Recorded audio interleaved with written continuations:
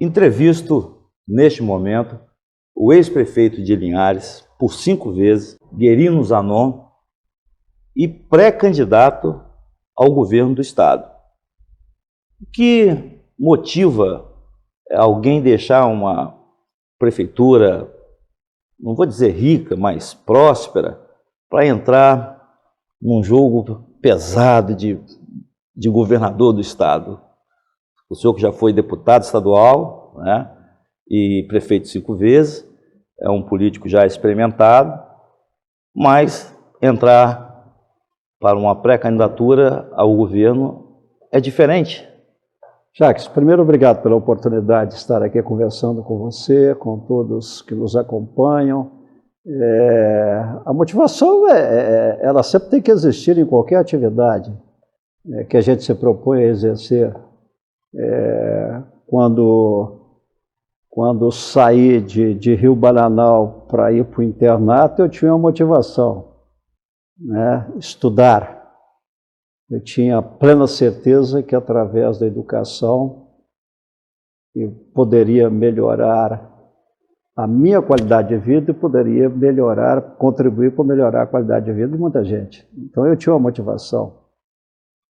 Quando saio do internato e vou me abrigar em um quartinho de hotel lá em Linhares para trabalhar nos finais de semana como porteiro e durante o dia no balcão de padaria, eu tinha uma motivação, né? Era continuar os estudos, né? Quando saio de Linhares, com meu tio falando, pode ir para Vitória, deixa o garoto, falando para o papai e mamãe, deixa o garoto ir para Vitória estudar, porque ele gosta.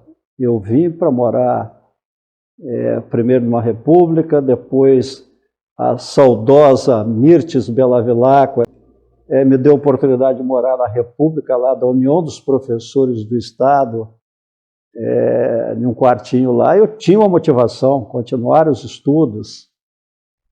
Quando saio de Vitória depois, aí faço vestibular para Física e ingresso na carreira do magistério, né? Ali eu estava começando a chegar aonde que eu tinha planejado. Era aquela motivação. Mas para o governo do Estado, eu vou ser candidato a governador. 5 mandatos prefeitos de Linhares, Jacques. Eu queria chegar lá, sim. Cada passo que foi dado sempre teve uma motivação.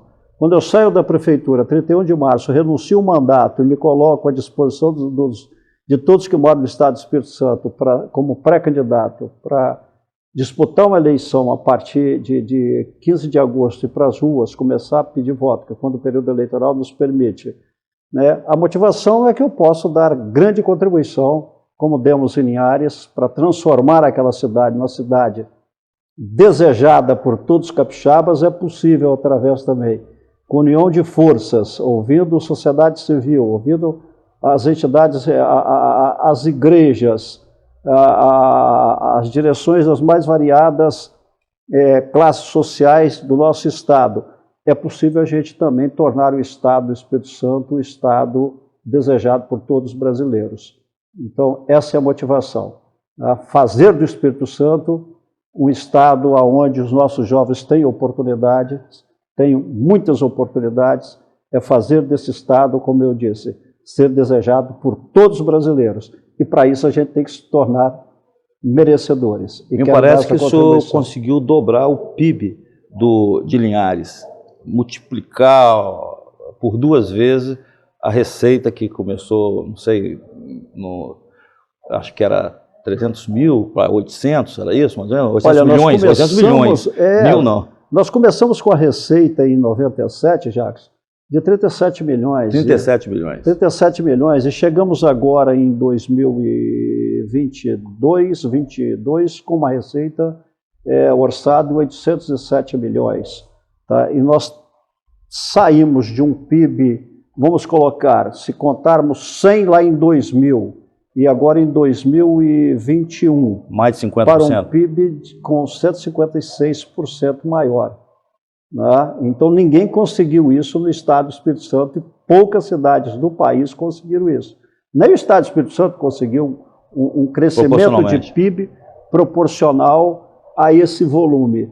Então, assim, e não só no PIB, eu gosto de falar sempre de desenvolvimento econômico, mas trazendo junto o desenvolvimento social.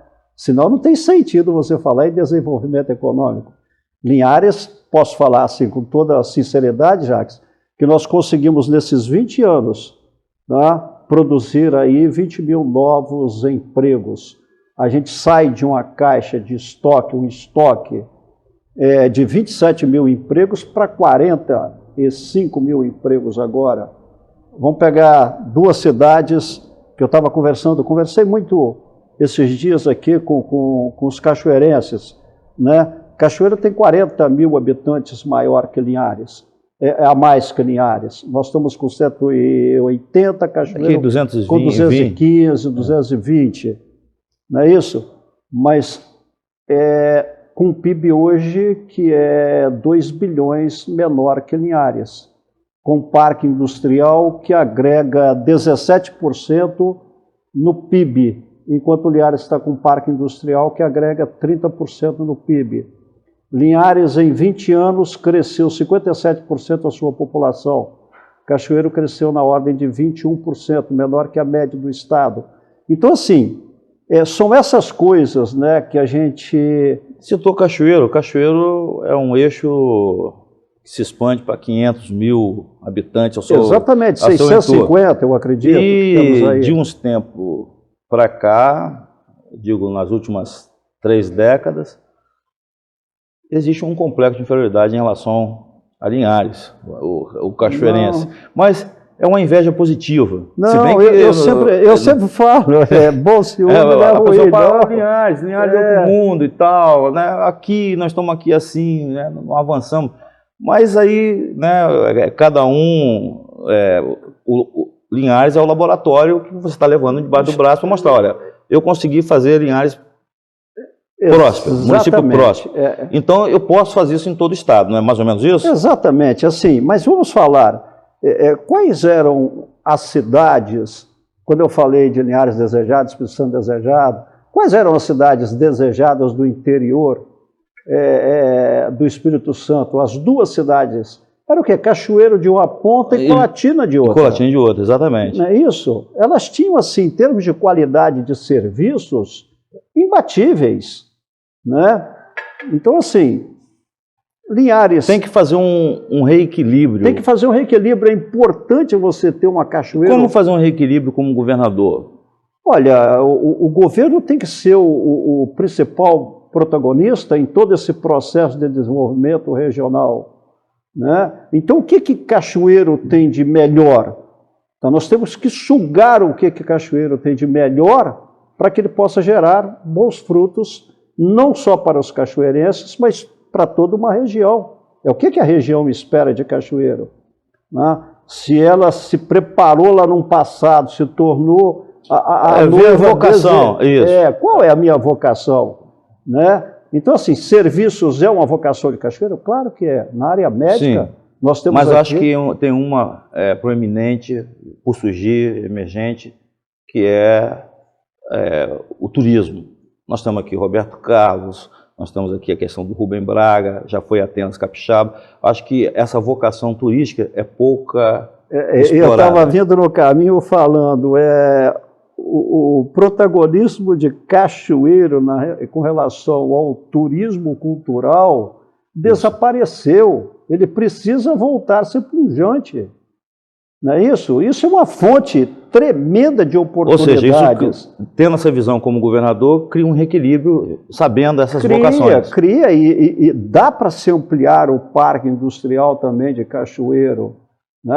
Vendo aqui, o que tem de melhor aqui que você pode... Vou dar um exemplo, Jacques, assim, só para entender como a gente trabalhou a nossa região, e é o que eu quero começar conversar nos 4 cantos do estado do Espírito Santo. Eu estava lá em Alfredo Chaves a semana passada, né? Eles falaram assim, mas assim, o que Alfredo Chaves, Afonso Cláudio, o que Afonso Cláudio pode oferecer para a gente também ter um polo industrial como vocês conseguiram em Linhares? Eu falei assim, bom, vamos pensar Linhares então. Linhares, nós não tínhamos um segmento de fruticultura forte. Nós criamos um programa E desse programa você atrai uma indústria de sorvetes. Olha bem, primeiro passo. Agregamos valor a um produto que a gente está tirando da terra. Próximo do agronegócio. Isso. Nós fomos lá e pegamos o quê? Fomos lá em Londrina, trouxemos uma indústria de café solúvel, para pegar o quê? O café Conilon de lá e transformar, agregar valor, transformando em café solúvel. E junto com a Cacique veio a Olan. Eu estou falando aí de investimento de 2 bilhões de reais em 2 únicas indústrias. Né? Então, por que a gente não pode fazer isso em Cachoeiro também? Aí eu fui em Afonso Cláudio e falei, o que vocês têm aqui em 5, 6 cidades no entorno de vocês? Vocês têm um produto que vocês não se deram conta que ele pode ser um produto. Regiões em polo. Isso, você pode ter um produto. Ele é um produto que hoje atende às mesas dos capixabas, mas ele junto você pode transformar isso em um produto industrializado. Eles têm um tomate lá, que em toda aquela região é fortíssima na produção do tomate. Então, o que tem essa região? Que a gente integrar pode... essas vocações nos 78 municípios. Mas eu vou fazer um aposto sobre essa questão de Linhares, que alguém pode ventilar. Linhares ficou próspero por causa da Sudene. Mas nós... Aqui em Cachoeiro não tem, o sul não tem Sudene, o norte tem Sudene. Aí como compensar... Então aí que tem que ter o protagonista, que é o Estado. Tá? Se tem um desequilíbrio em termos de benefícios, o Estado tem que saber o que eu vou ampliar para as outras regiões para ter esse equilíbrio, não deixar uma só desenvolver. Tá? Mas não foi só a entrada na Sudene que fez com que Linhares crescesse. Nós olhamos aquilo como uma oportunidade. Aí foi o quê? Eu diria que você tem razão, porque senão isso se aplicaria a todos que estão no norte. Nós temos 28 municípios lá. Mas não se aplicou, só Linhares conseguiu. Não se aplicou, porque nós nos predispostos a pegar um avião, andar de táxi, dormir em hotéis, dormir em aeroportos, fizemos isso durante 20 anos. Tá? Surgiu uma oportunidade. Lá em Caxias do Sul, estava eu, o secretário, pegando o avião, depois pegando um táxi, para buscar 3, 4 horas, buscando a oportunidade, porque ela não vem. Tá? Se você for lá, eu tenho que falar do seguinte, Linhares é mais conhecida hoje nas federações do Rio Grande do Sul, do Paraná e de Santa Catarina, do que o próprio estado do Espírito Santo. Tá? Pode ir lá nas federações que eles vão falar, nós conhecemos a cidade de Linhares, porque eles constantemente estão aqui querendo, eles usam expressões assim, desculpa, porque não é bem verdade, nos roubaram as nossas indústrias. Não, a gente vai lá falar o seguinte, se vocês estão pensando em expandir os seus negócios, né, eu gostaria que olhasse para aquele pedacinho de terra que tem lá no Espírito Santo. Nós queríamos levá-los lá para conhecer esse pedacinho de terra chamado Linhares. Estamos tendo sucesso. Vamos sair de Linhares, né? Porque Linhares já está sedimentada como uma cidade próspera e realmente é uma boa referência para os demais municípios. E vou entrar na política propriamente dita. E em 2013, porque alguém vai comentar sobre isso em algum momento. Sim. Em 2013, houve uma operação, que eu até esqueci o nome daquela operação. Derrama. Derrama, que se tratava de suposta fraude tributária, né, alguma coisa nesse sentido, onde alguns prefeitos foram presos. Entre eles, o senhor.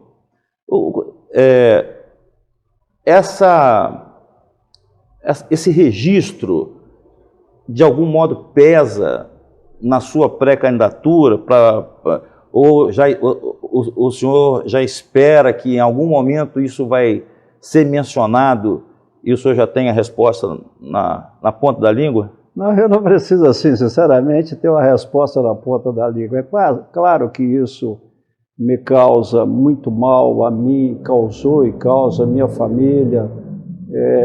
Foi uma operação injusta? Eu vou, com certeza, uma injustiça tremenda.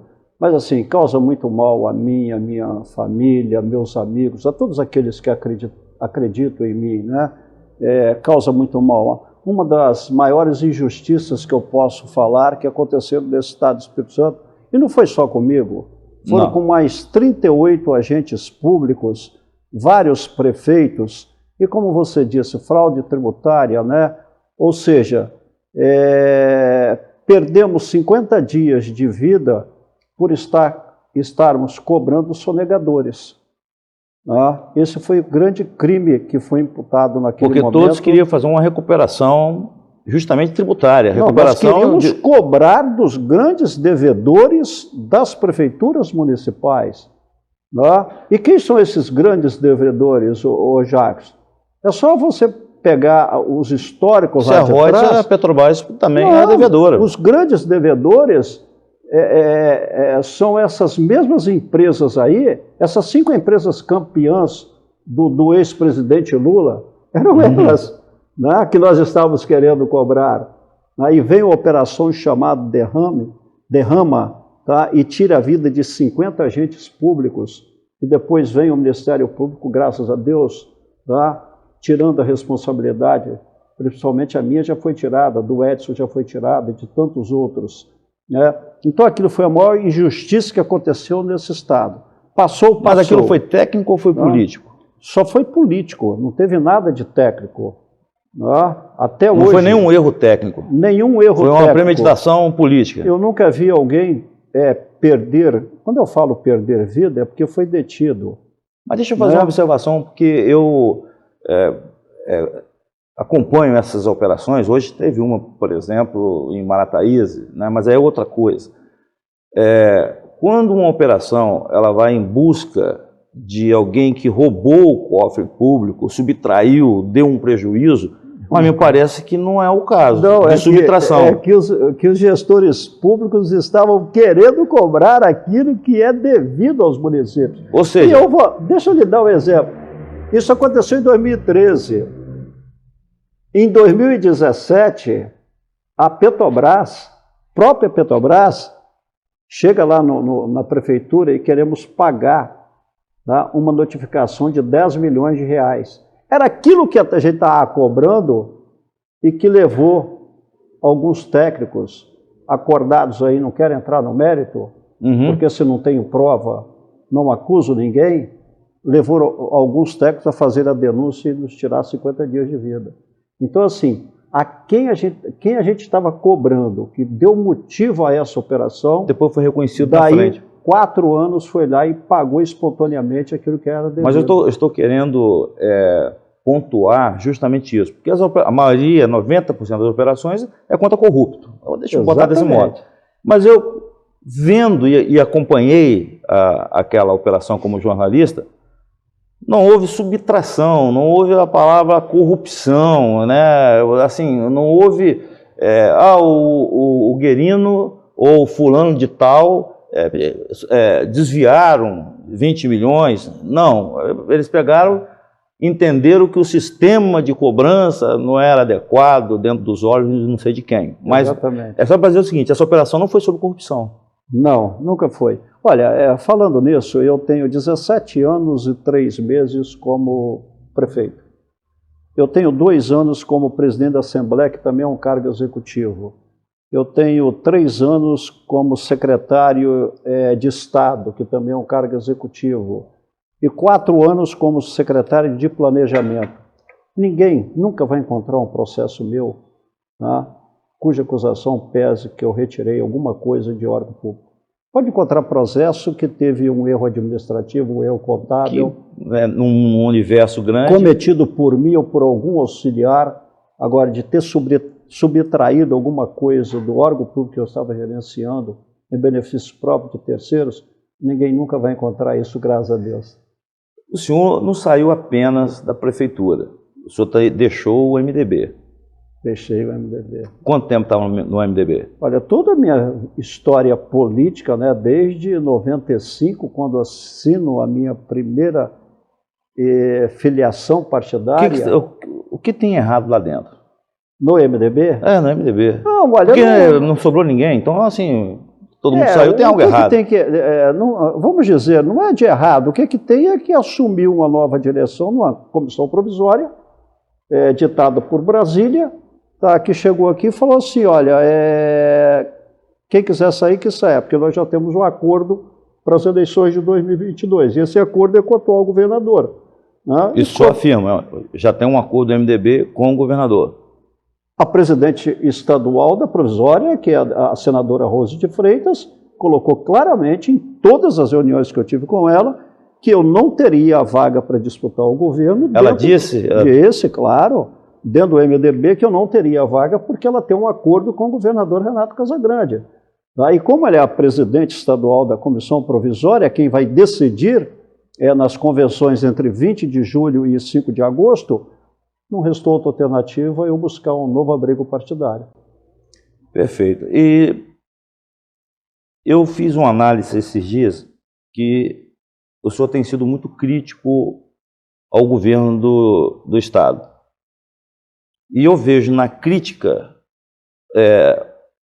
automaticamente, de que o senhor vai fazer o contrário. O senhor já está dizendo o que vai fazer ao criticar a saúde sucateada. Quer dizer que o senhor vai reestruturar a saúde.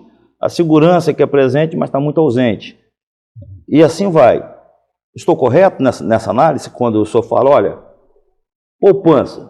O senhor, como administrador, gestor, fez muita poupança? Olha, a poupança é necessária. A poupança eu estou me referindo ao Fundo Soberano. E não só ele, né? Não só ele. Podemos ampliar, né? Assim, a maneira de fazer gestão minha é totalmente diferente da do governador Renato Casagrande. Isso eu estou deixando bem claro. E não é de agora. Desde o primeiro mandato dele, né? E se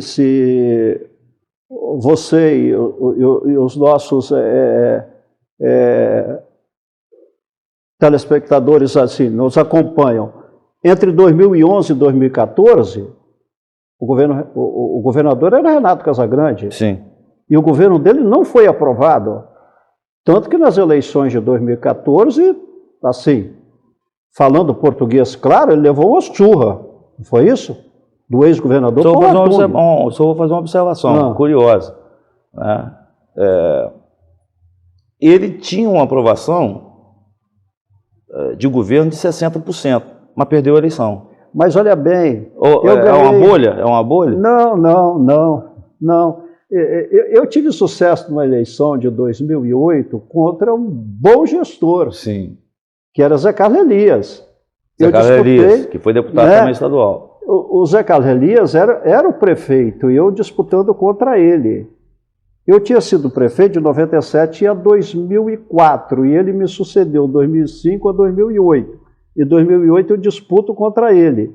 Ele tinha uma avaliação de 55%, então, que bom e ótimo. Como sociologicamente? Mas o eleitor, pode ter certeza, o eleitor ele sabe escolher sim. Ele não quer 55%, ele não quer 65%, ele quer 100%. Não, ele coloca na balança, você foi bom, você também. Mas quem foi melhor? Foi assim, então eu vou votar nesse. Então quando colocaram Renato e Paulo, falaram assim, não, daqui foi muito superior, tanto que o Paulo ganhou no primeiro turno. Certo? Não, certo. E o Paulo? Agora volta aqui, né? Nós estávamos em 2014? Não, no mandato atual. Você me perguntando, no mandato atual, eu falei, eu penso muito diferente, claro. Né? Na pandemia, por exemplo, antes de ficar guardando dinheiro no caixa, eu peguei toda a nossa reserva, fui no mercado, peguei mais e falei assim, investe tudo isso porque o mercado privado está desempregando e nós precisamos gerar emprego para a nossa cidade. O que o governo fez, o estadual? Foi botando na poupança para chegar no ano de eleições e descarregar tudo. Eu não faço isso. Eu trabalho os 4 anos seguidos e não o último ano de eleição. Né? Aí você vai... Você mencionar que ele foi mantido pelo governo federal nesses 2 últimos anos. Não, eu estou errado nessa colocação? Vamos dar crédito ao governo federal na pandemia com relação à ajuda aos estados e municípios. Na realidade, o governo federal repassou até muito mais do que tinha necessidade, no meu entendimento. Né? O governo federal bancou toda a saúde pública dos estados e municípios durante 2 anos. E mais ainda, tá? Nenhuma decisão surpreendente, tá? Ele assume a responsabilidade dos governos estaduais e municipais manterem os custos de servidores no mesmo patamar durante 2 anos. Isso deu para fazer um equilíbrio. Agora era a hora de começar a soltar um pouco a corda. É o que está acontecendo. Tá? Mas assim, na pandemia o governo federal foi importantíssimo com o financiamento aos estados e municípios. Não resta dúvida. Quando se faz crítica, né, no caso ao governador, me parece que o seu entorno, que você, o senhor, né, já disse que uma equipe ruim é uma equipe ruim, pelo menos a maior parte dela, mas aí sempre tem um amando dele para latir, para morder a canela, para poder desqualificar, né? E aconteceu isso, me parece, né? Você fez uma crítica botando Linhares, comparando com o Estado, aí veio o secretário de Desenvolvimento, né? Justamente Desenvolvimento, ex-secretário, e falou isso e aquilo. Tal. Como o senhor recebe essas críticas e que receberá ainda muito mais intensamente no futuro? Olha, por ser ex-secretário, sem problema, tá? É um filiado do partido, né, que estava na Secretaria de Desenvolvimento, rebateu a crítica, mas eu não vou discutir com ele. Não, mas ele está a serviço. Eu sei, mas a régua subiu um pouco. Eu não vou discutir com ele. Não, com ele não. Eu estou falando do mandante, né? Eu sei. Mas governo... isso nós vamos ter um espaço apropriado no momento. A partir do dia 15 de agosto, tá? Nós vamos começar a conversar um pouquinho sobre essas diferenças de se governar, tá? E o que nós vamos colocar de propostas para os cidadãos que vivem no Espírito Santo. Tá? Entendi. Então, a maneira da gente conduzir uma gestão, nós vamos mostrar claramente as diferenças. Você está preocupado em fazer uma coisa propositiva nessa pré-campanha? Não resta dúvida. É o que eu vou trabalhar. As críticas que eu tinha que fazer de entrada, em função de tudo de ruim que eu estou vendo acontecer aí, eu fiz minhas pontuações. Tá? E no momento certo, nos debates, nos programas eleitorais, nós vamos avançar em termos de propostas. Conscientemente ou inconscientemente, quem vai nos assistir, e mesmo quem não vai, pensa o seguinte: o Paulo Artung, por ter uma potencialidade de personagem, vamos dizer assim, está por trás do Guerino, ou oferece uma mentoria ao Guerino, uma consultoria, porque ambos supostamente são aliados. Em que isso confere, se é negativo, se é positivo? Eu não analiso negativo ou positivo, assim, consultoria, não diria isso. O Paulo exerceu os mandatos dele com muita competência, no meu entendimento. Né? Agora quem está se propondo a governar o Estado é o Guerino dos Anão, eu tenho minhas ideias. Né? Sim, mas ele oferece algum tipo de ideia, alguma coisa, ou por enquanto... Olha, um gestor com a qualidade do Paulo, que ninguém tenha dúvida que eu terei imenso prazer em procurar, né, e ver o que ele pode contribuir. Né? Como outros também, né? Como qualquer outro. Né? Tem várias personalidades, tanto na iniciativa privada como no meio político, que eu irei consultar. Né? Agora, o Paulo está fora da disputa eleitoral, nem filiado ele é mais, né? É um voto... Ele está sem partido, né? Está sem partido. Claro que é um voto qualificado. O Paulo é um voto qualificado nesse Estado, não só no Estado, como no Brasil.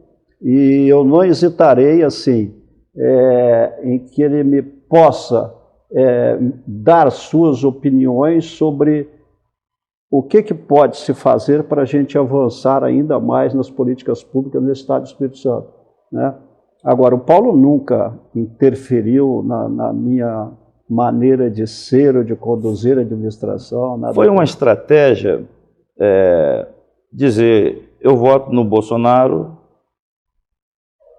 em detrimento do Lula, porque o MDB sempre foi visto como um partido, se for que a vida inteira foi do MDB. O MDB é visto como um centro-esquerda, vou dar desse jeito assim, né? Quando era o MDB antigo, aí era mais esquerda, que era Arena e MDB, só tinha dois partidos. E de repente eu vou apoiar e vou votar no Bolsonaro.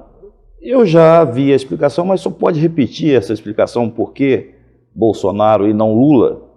Olha bem, se você me perguntar, eu concordo com tudo que o Bolsonaro tem feito? Claro que não. Vou pegar um exemplo, com relação às vacinas. Não, se alguém me pedir, eu oriento a vacinar. A opção dele é não vacinar, é o problema dele. Agora, se a eleição continuar polarizada do jeito que está, foi isso que eu falei, que ninguém tenha dúvida que o candidato que eu nunca votei e não votarei se chama Luiz Inácio Lula da Silva. Nunca votou, né? Nunca votei, e não votarei. Porque entendo que esse senhor, os males que a gente, muitos males que ainda estão por aí rondando a gente, são frutos da sua falta de capacidade de aproveitar o que lhe foi dado, um operário que lhe foi dado o direito de governar esse país, e o que ele fez, principalmente com a classe mais humilde de todo o país. Ele dava R$1 para essa classe de pobres e que estão na extrema pobreza, e dava R$9 para os amigos, para os 5 amigos empresários dele, para dinheiro para fora do país. Ele podia contar literalmente nos dedos, né? Os 9. Exatamente. Então, assim, eu não posso votar em um senhor como esse, tá? Entendo que... Então seria por exclusão, então? Oi? Seria por exclusão? Mas eu acho que o Bolsonaro construiu muita coisa positiva, tem valores. Se tirarmos a linguagem que ele usa, a produção do governo Bolsonaro foi muito boa. Vamos falar, em qual governo nós tivemos emendas parlamentares pagas em dia como tivemos nesse governo? Você vê as obras que estavam paradas aí durante décadas sendo tocadas e concluídas. Que geralmente o outro governante nunca faz, né? Nunca faz. Né? Então, assim, tem muitas coisas positivas. O financiamento da saúde está existindo. Aumentou, cumpriu o que se determina a lei, aumentar o percentual de repasse para o Fundef proporcionalmente até... Parece que fez uma proposta agora, eu não sei se o senhor entende, se fosse governador, o que o senhor faria. Ele falou, olha, vocês reduzem aí o ICMS que eu recomponho.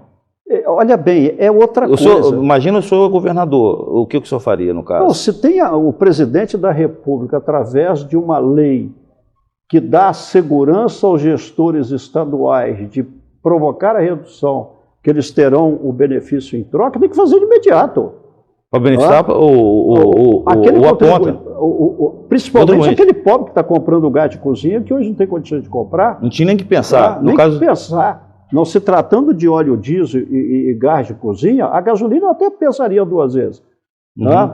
Porque, mesmo sendo instrumento de trabalho de muitos, né, a moto e o carro de menor valor, instrumento de trabalho, tudo bem, mas o óleo diesel influencia diretamente no preço de todos os outros itens que compõem uma cesta básica. Ou seja, não era para nem ter discussão havendo legalidade, segurança jurídica. Não, né? Tem que topar. Tendo a contrapartida, tem que topar na hora. Ô Jacques, qual foi o presidente que chegou para o empresariado em algum momento de dificuldade na nossa história, falou, pode fazer acordo aí, reduzir 1/3 da hora de trabalho que o governo federal vai bancar. Mas mantém os empregos. Mas mantém os empregos. Ninguém fez isso nesse país, né, que protelou o pagamento dos impostos até que saíssemos da crise profunda. Tá? Ninguém fez isso. Então, assim, Bolsonaro pode falar algumas coisas que não nos agradam, não entram bem aqui, nem talvez mais bem. A praticação... Mas a atuação geral do governo é muito boa. Né? Bem, vamos entrar na reta final e eu pergunto o seguinte. Nós temos aí algumas pré-candidaturas postas. Com quem, no segundo turno, o senhor não conversa de jeito nenhum? Dos que estão postos aí. Eu vou citar, né? Tem Eric, né? Tem o Aldífes, tem o Rigoni, né? Aparentemente.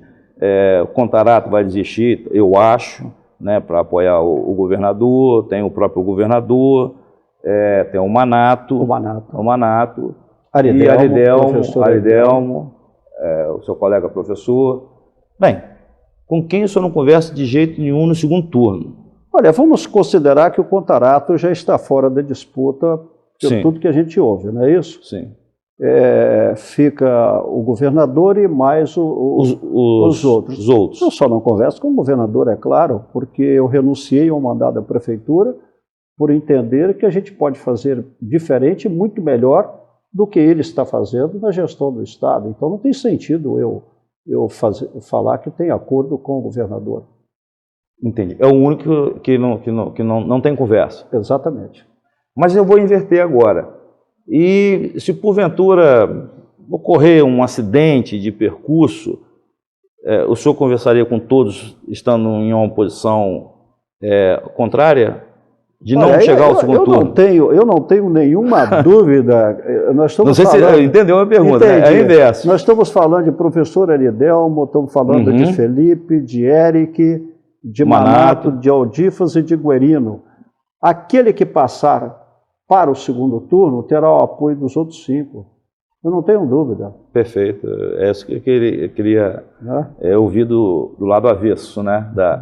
Bem, o que eu não perguntei, que poderia perguntar, porque também eu fico vendo os seus reels lá, suas postagens, e aí acaba me subtraindo alguma novidade. Mas o senhor gostaria de fazer alguma ponderação final, diferente do que já pôs até agora, e que eu não perguntei? Não, Jacques, eu acho que a gente tem que conversar o Espírito Santo com todos que aqui vivem, né? Primeiro, nós podemos ir muito mais além, eu já falei isso, está lá postado, do que nós temos hoje.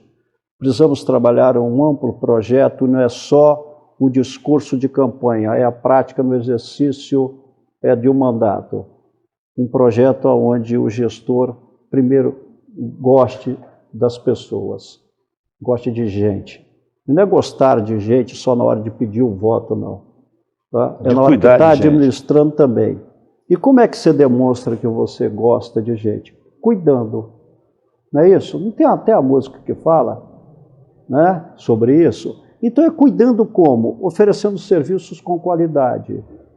Bom, como a gente pode fazer isso? Por exemplo, vamos dar um exemplo, que sempre o exemplo da saúde. Tá? Não tem sentido mais nos dias atuais, com o Estado, com o volume de recursos que tem, a gente ter esse trança-trança de ambulâncias ainda nos 4 cantos desse Estado. Uma coisa primitiva, né? Não estão morrendo nem nos hospitais, estão morrendo no trânsito, os pacientes que estão dentro das ambulâncias. Isso é um tremendo absurdo. Tentar eliminar o que já conquistamos de interiorização, como a Rede Cuidar, estão subtraindo avanços. Isso é outra prática inconcebível. Eu sempre falo o seguinte, em gestão isso é uma pública, questão só para querer mostrar uma marca, tirar uma marca e botar outra. Botar um carimbo, né? Porque esse governo, infelizmente, é nessa linha que ele está. É meu, se não é, passa uma borracha e faz outra. Tá? E não é assim. Né? Eu sempre falo que governo bom é aquele que o que vai sucedê-lo não precisa usar o termo recuperar. Tá? Porque recuperar é o quê? É você estar falando que algo não deu certo ou que você tentou apagar.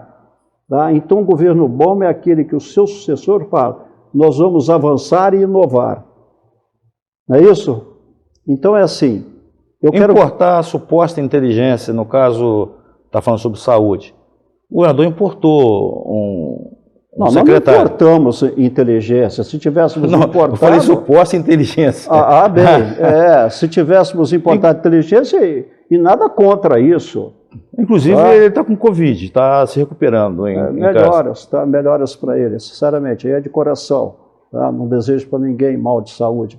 Mas assim, um secretário que além de vir para cá... Ou seja, no Espírito Santo nós temos mentes brilhantes. Né? Por que só estão chegando agora querendo abraçar as santas casas, os outros hospitais, injetando recurso? Se sabe, nós sabemos que tinha lá no Caixa do Estado em 2019 1,3 bilhões, que tinha no Caixa do Estado em 2020 1,7 bilhões, que terminou 2021 com 2,2 bilhões disponíveis na conta corrente e mais 3 bilhões no royalty.